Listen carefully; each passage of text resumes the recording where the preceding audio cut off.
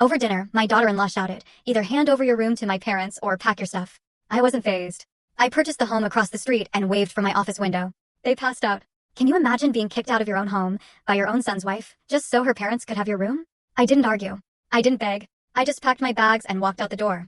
But what Gertrude didn't know was that my quiet exit was just the opening act for a masterpiece of revenge. It was a cold February evening, and the silence in Dwayne and Gertrude's dining room felt like a physical thing. The kind of quiet that means people are actively choosing not to speak.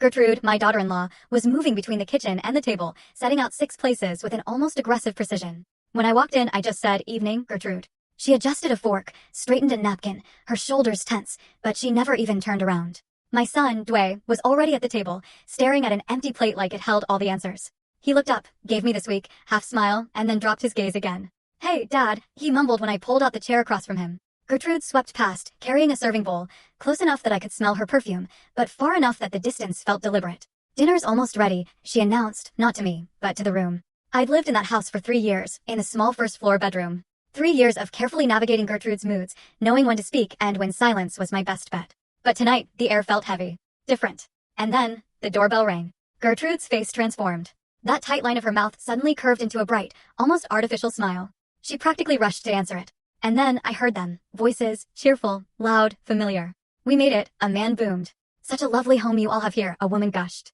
Clarence and Dorothy Webster, Gertrude's parents, walked into the dining room, pulling wheeled suitcases behind them.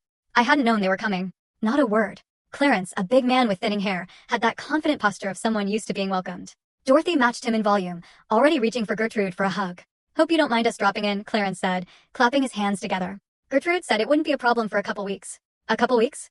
I looked at Dwayne. He was practically dissecting the pattern on his plate. He wouldn't meet my eye. "Of course not, Daddy," Gertrude cooed, kissing her parents. "We're so happy to have you." Dorothy settled into a chair, smoothing her dress. The Hendersons' guest room was just impossible. "That mattress, Clarence, remember? Terrible." Clarence agreed, taking the seat at the head of the table. The seat Dwayne usually occupied.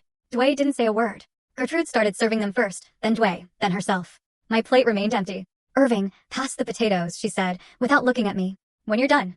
I hadn't even taken any. The bowl was right there, in front of her.